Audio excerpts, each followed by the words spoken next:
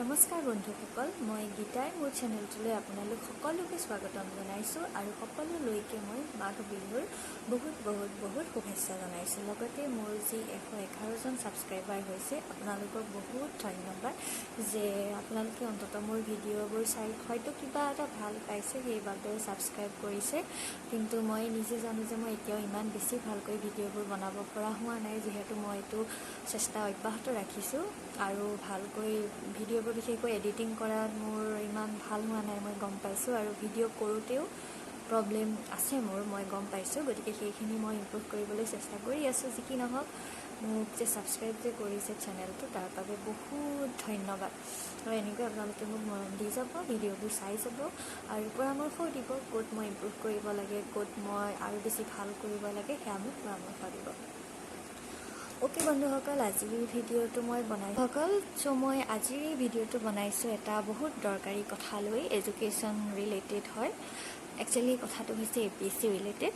বন্ধুসকল, আমি সততে শুনি থাকোঁ যে APSC এক্সাম হ'ব, APSC এক্সাম হৈছে, বা কোনোবাই APSC এক্সাম ক্ৰেক কৰিছে।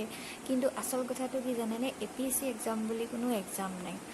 কাৰণ APSC মানে হৈছে আছাম পাব্লিক ছাৰ্ভিচ কমিশ্যন, আৰু এই কমিশ্যনৰ আণ্ডাৰত আপোনাৰ বহুত এক্সাম হয়। সেই এক্সামবোৰৰ ভিতৰত আমি যিটো কৈ থাকোঁ যে APSC এক্সাম বুলি, আমি যিটো এক্সামৰ কথা আচলতে কওঁ সেইটো হৈছে কম্বাইন কম্পিটিটিভ এক্সামিনেশ্যন, যিটো চিভিল ছাৰ্ভিচৰ পৰীক্ষা হয়, সংযুক্ত প্ৰতিযোগিতামূলক পৰীক্ষা। আৰু সেই পৰীক্ষাটো পাছ কৰিলে হয় আপোনাৰ ACS হয়, APS হয়, লেণ্ড ৰেভিনিউৰ অফিচাৰ হয়, তাৰপিছত আপোনাৰ টেক্সৰ ইনস্পেক্টৰ হয়, ছুপাৰিনটেণ্ডেণ্ট হয়, এক্সাইজৰ অফিচাৰ হয়, এইবিলাক ধৰণৰ আপোনাৰ অফিচাৰ ৰেংকৰ যিবোৰ জব হয় সেইবোৰ তেওঁলোকে পায়। তো সেইটো হৈছে চিভিল ছাৰ্ভিচ এক্সামিনেশ্যন। আৰু APSCয়ে আৰু বাকী বহুতো এক্সাম কণ্ডাক্ট কৰে, যেনেকৈ আছে আপোনাৰ ট্ৰেজাৰী এক্সাম হয়, লাইব্ৰেৰিয়ানৰ এক্সাম হয়, প্ৰফেচাৰ পষ্টটো APSC আণ্ডাৰত দিয়া হয়, ফিচাৰী এক্সাম হয়, ফৰেষ্টৰ এক্সাম হয়, আৰু এইবিলাক বিভিন্ন ধৰণৰ এক্সাম APSCয়ে কণ্ডাক্ট কৰি থাকে। গতিকে আমি যিটো সততে ইজিলি কৈ থাকোঁ ন, APSC এক্সাম, তো এইটো ভালকৈ ক্লিয়াৰ হওক যে APSC এক্সাম বুলি কোনো পাৰ্টিকুলাৰ এক্সাম নাই। APSC এটা কমিশ্যন হয়, আছাম পাব্লিক ছাৰ্ভিচ কমিশ্যন। এই কমিশ্যনে বিভিন্ন এক্সাম পাতে, আৰু মানুহে যিটো বেচিকেলি কৈ থাকে সেইটো হৈছে কম্বাইন কম্পিটিটিভ এক্সামিনেশ্যন। এতিয়া ছেকেণ্ড কথা হৈছে যে এই এক্সামটো কোন এলিজিবল হয়, এক্সামটোৰ কাৰণে কোনে ফৰ্ম ফিল আপ কৰিব পাৰে।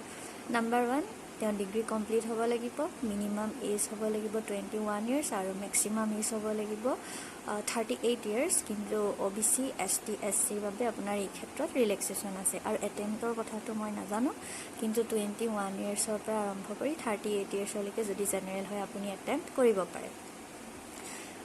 আৰু ইয়াতে কোনো ডিগ্ৰী পাৰ্চেণ্টেজ কিমান, হাই ছেকেণ্ডেৰী মেট্ৰিকৰ পাৰ্চেণ্টেজ কেনেকুৱা, ডিভিজন কেনেকুৱা, সেইবিলাক কথা নাই, মিডিয়াম লৈ কথা নাইকিয়া। গতিকে আপুনি যি মিডিয়ামতেই নপঢ়ক, আৰ্টছৰ হওক, ছায়েন্সৰ হওক, কমাৰ্চৰ হওক, যেনেকুৱা পাৰ্চেণ্টেজেই নহওক, আপোনাৰ যদি 21 বছৰ হৈছে আৰু ডিগ্ৰী কমপ্লিট হৈছে, আপুনি এপ্লাই কৰিব পাৰে এক্সামটোৰ বাবে।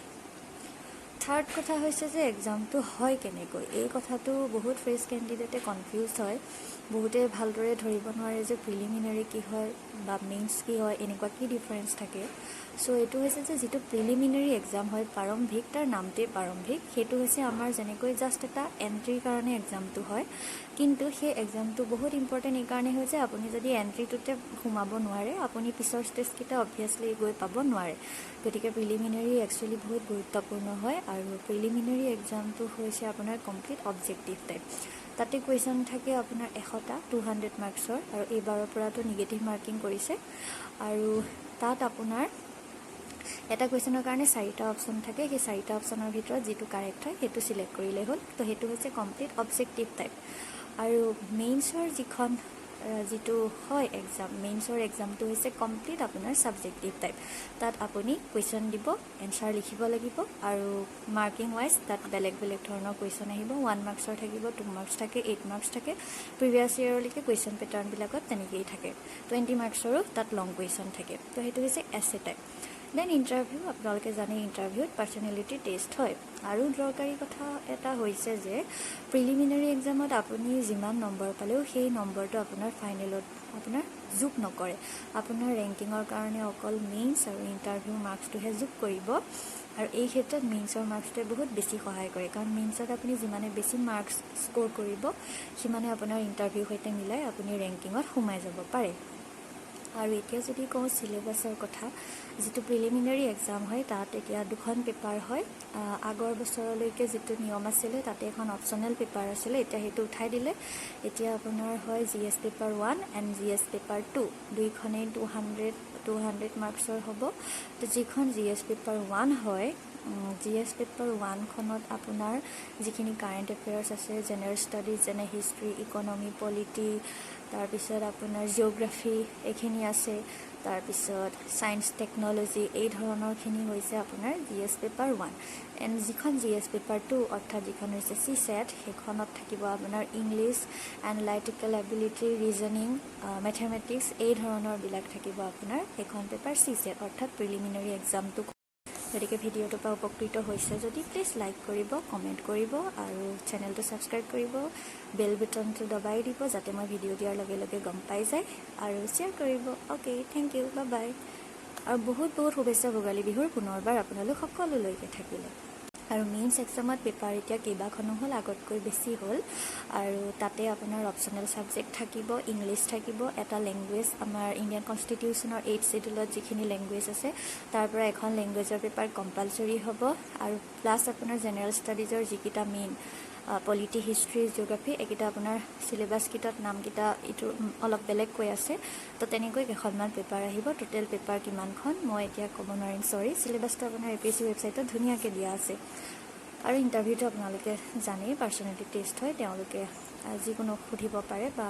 ইণ্টাৰভিউৰ ওপৰত মোক জ্ঞান নাই যিহেতু মই পোৱা নাই মই মেইনছো ক্লিয়াৰ কৰা নাই মই প্ৰিলিমিনাৰী ক্লিয়াৰ কৰিছোঁ আৰু মেইনছৰ এক্সাম মই একচুৱেলি লিখা মই হয়তো আৰু বেছি ভাল কৰিব লাগিছিলে বা মোতকৈ হয়তো বাকীসকলে আৰু বহুত বেছি ভাল লিখিলে সেইবাবে তেওঁলোকে ক্লিয়াৰ কৰিব পাৰিলে আৰু এতিয়া যিটো নেক্সট APSC প্ৰিলিমিনাৰী হ'ব মেবি ইলেকশ্যনৰ পিছত হ'ব কাৰণ আগত হোৱাৰ সম্ভাৱনা বহুতেই কম যেন লাগিছে তথাপিও আপোনালোকে পঢ়ি থাকক যিসকলে এতিয়াও পঢ়া নাই নতুনকৈ আৰম্ভ কৰিছে তেওঁলোকে এতিয়াৰ পৰাই এটলিষ্ট জেনেৰেল ষ্টাডিজখিনি পঢ়ি থাকক আৰু যিখন CSAT পেপাৰ হয় সেইখনো ইগন'ৰ নকৰিব কাৰণ সেইখন হৈছে কোৱালিফাইং সেই পেপাৰখন যদি ভালদৰে নপঢ়ে সেইখন যদি পাছ নকৰে GS পেপাৰ 1খনত যিমান নম্বৰ পালেও আপোনাৰ প্ৰিলিমিনাৰী ক্লিয়াৰ নহয় আৰু প্ৰিলিমিনাৰী ক্লিয়াৰ নহ'লে আপুনি মেইনছ দিবগৈ নোৱাৰে আৰু যিহেতু এইটো এটা লং প্ৰচেছ হয় আসাম পাব্লিক ছাৰ্ভিচ কমিশ্যনৰ এটা আপোনাৰ ৰিজাল্ট ওলাওঁতে যিহেতু 2 years এতিয়ালৈকে লাগি গৈছে গতিকে ইয়াত ধৈৰ্যৰো বহুত প্ৰয়োজন আছে কনচিষ্টেঞ্চি লাগিব